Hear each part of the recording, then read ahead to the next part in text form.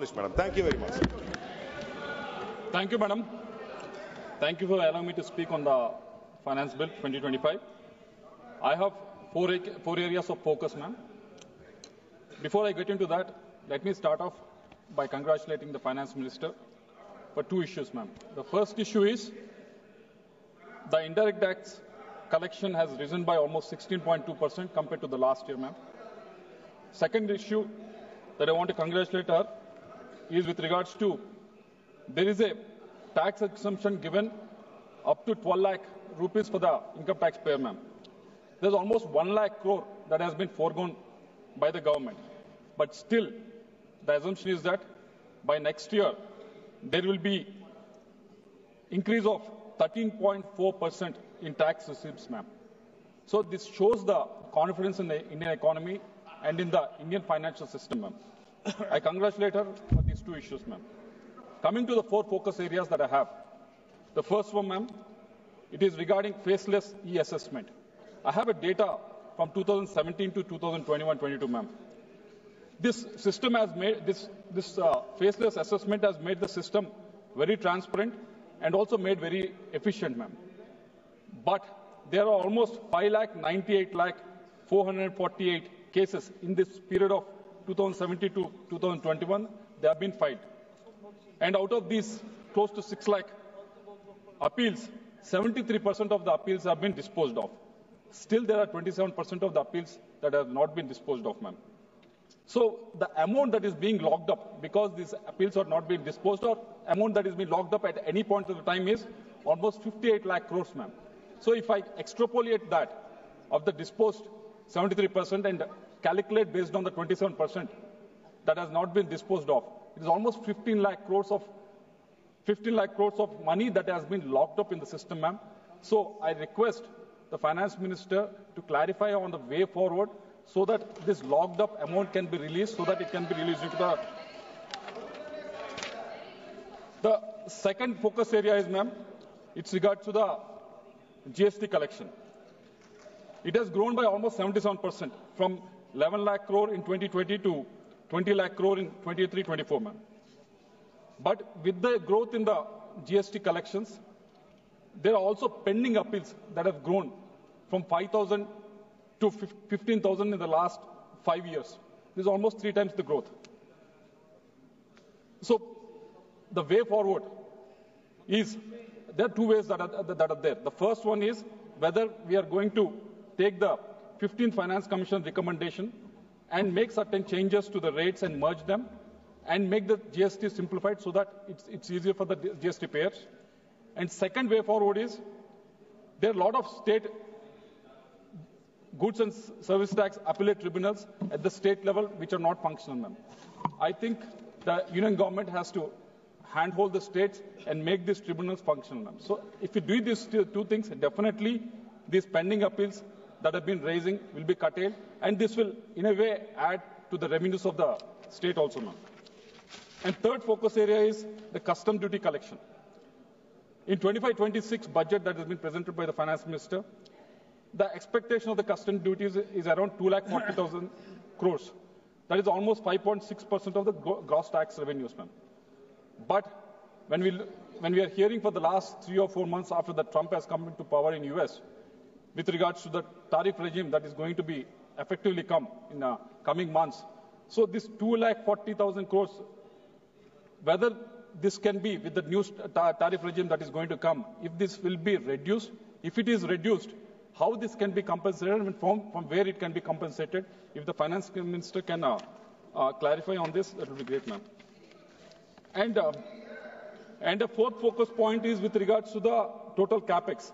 Total capex that we have spent in the last 10 years is 50 lakh crores that have been spent, ma'am. This is an amazing achievement that we have made in the last 10 years. And with the 50 lakh crore that have been spent in the last 10 years, our railways have been ranked top 5 globally. Our metros have become third largest in the world. Our airports have become third largest domestic aviation market in the world. Our national highways have become second largest in the world. This has been achieved within 10 years. This is not not that easy to achieve, but this was able to achieve because of the hard investments that have been made into the infrastructure in the last 10 years. But in the last 2 years, most importantly, in the last 2 years, there's an underutilization of the capex. In the last year, there was 75,000 of underutilization. Before that year, there was almost 25,000. In total, there was 1 lakh crores of underutilization of capex that has happened in the last 2 years, ma'am. So why I'm mentioning about this underutilization is, instead of keeping it underutilized, can we bring it into the system? How we can bring it into the system? Can we invest in the new technologies that are coming about? We can invest in the R&D activities. Why we have to invest in the R&D activities and in the new technologies? Because if you look at the foreign institutional investors in the last 3 or 4 years, where they have gone, where they have invested, if you have verified it across the globe, mostly they are interested not in the hard infrastructure projects, but they are interested in investing in the new technologies that are there. If we can use this underutilized capex into these new technologies that are there, these foreign investors also will come in and invest in that, and the tax revenues also will be increased, ma'am. So I hope the finance minister will take this into the account. And I cannot talk about finance bill without talking about Andhra Pradesh. You all know, ma'am, everyone in the house knows how Andhra Pradesh has been bifurcated. It's very unscientifically bifurcated, man. We have a revenue deficit of 16,000 crores in 2014-15 when the state was bifurcated.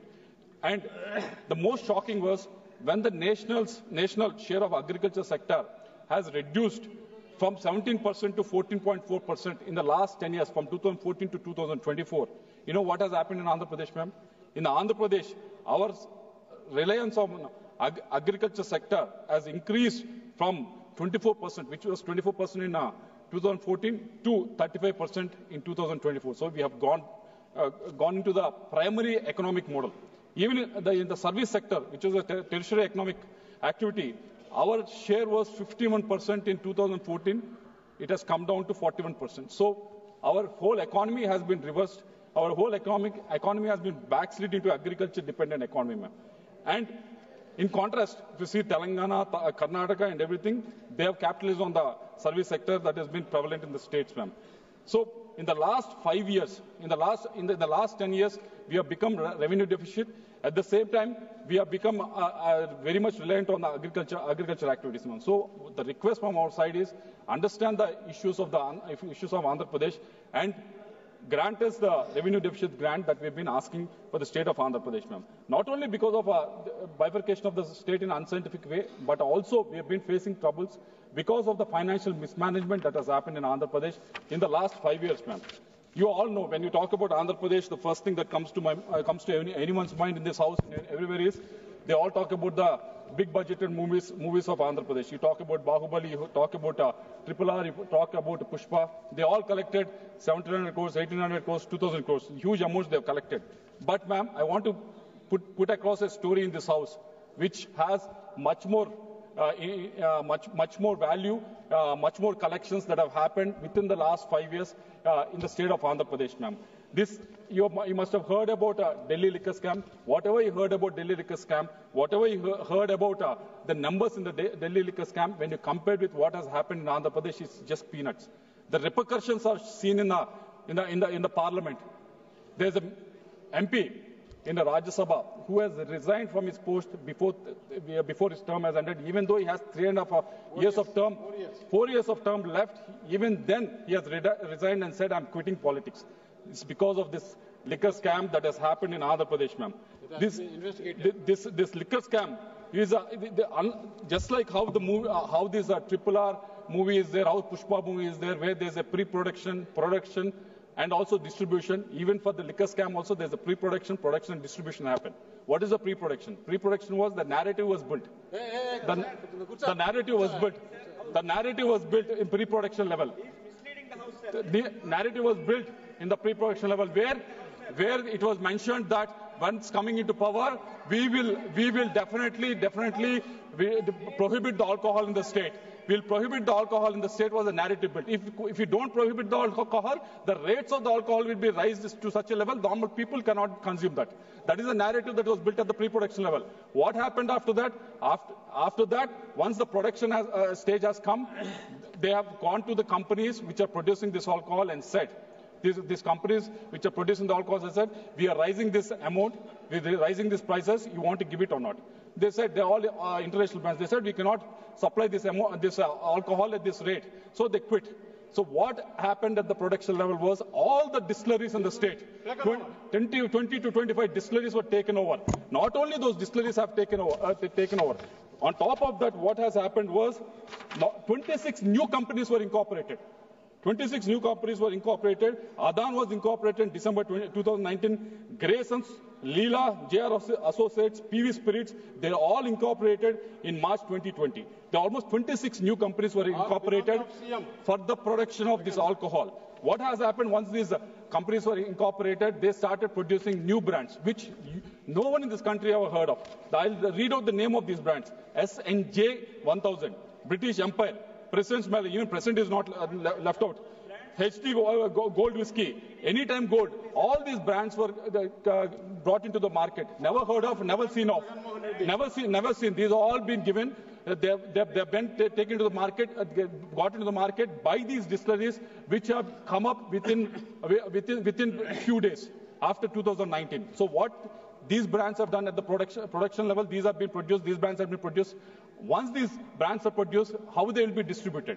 They have given these brands to APSBCL, State Breweries Corporation Limited, and once they given it to State Breweries Corporation Limited, they were sold in the shops owned by the government. How they sold in the shops? That is a very interesting question. How they sold in the shops?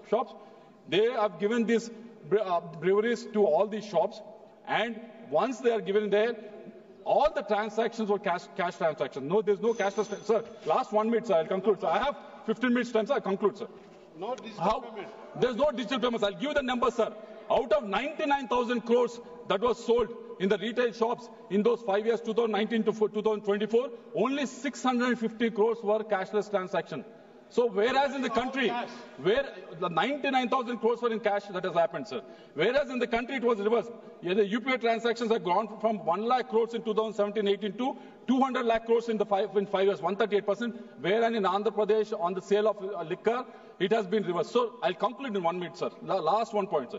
So how this has been rooted out? Because of this, there's almost a mismanagement of 18,000 crores of money has been mismanaged. Whose money is this, sir? This money belongs to SC and ST communities. They need to be given to the SC, ST suppliers. This belongs to BC communities. This belongs to minority communities. This belongs to every citizen of this country, sir. Not only this 18,000 crores, sir. There is 4,000 crores of this money has been binami and transacted and taken out of country into Dubai and also into Dubai and Africa, sir. There's 2,000 crores of rupees that have been taken out of from Andhra Pradesh to Dubai, sir. This has been done by N. Sunil Reddy. By using N. Sunil Reddy, he used a face of one infrastructure company in Hyderabad. Through that, 2,000 crores of money has been taken out and parked in Dubai, sir. Another 1,000 crores has been parked in Africa, sir. All these belong to state of Andhra Pradesh, belong to people of Andhra Pradesh, sir. So we request the ED. We request the ED to investigate into every issue, investigation, because SIT, these are all the report. These are report given by SIT, sir. These are given by the SIT, sir. SIT has only certain extent where they can investigate, sir. But ED is the one which can verify the transaction that happens between the countries, sir. We request ED to intervene into this, sir. So with this observation, sir, we request revenue deficit grant to be given, and also we request the government to think of bringing, because in the Delhi we have seen, in Andhra we have seen bringing liquor under the GST, sir, so that this kind of camp would happen. Thank you. महोदय, आपने मुझे 1 minute के लिए समय दिया, इसके लिए बहुत बहुत धन्यवाद। महोदय, इस सभा सदन में एक बातें हम सुनते हैं तो हमको तकलीफ होती है इस बात की कि सब प्रधानमंत्री आदरणीय नरेंद्र मोदी जी के बारे में बोलते हैं कि उन्होंने जुमला कहा कि 1 साल में 2 करोड़ हम लोगों को नियोजन या नौकरी देंगे। इस पर लोग हंसी लगाते हैं। हम एमएसएमई विभाग को डील करते हैं महोदय। हम आपको बताना चाहते हैं कि एमएसएमई में अभी तक 26 करोड़ लोगों को नियोजन हमने दिया है और 6 करोड़ लोगों को निबंधित किया है, यानी 32 करोड़ लोगों को नियोजन हम लोग देने जा रहे हैं। माननीय प्रधानमंत्री जो कहे हैं उससे ज्यादा हम अपने विभाग से दे रहे हैं हुजूर, यही कहना चाहते थे। धन्यवाद जी। माननीय सदस्य श्री दिलेश सर कामत जी।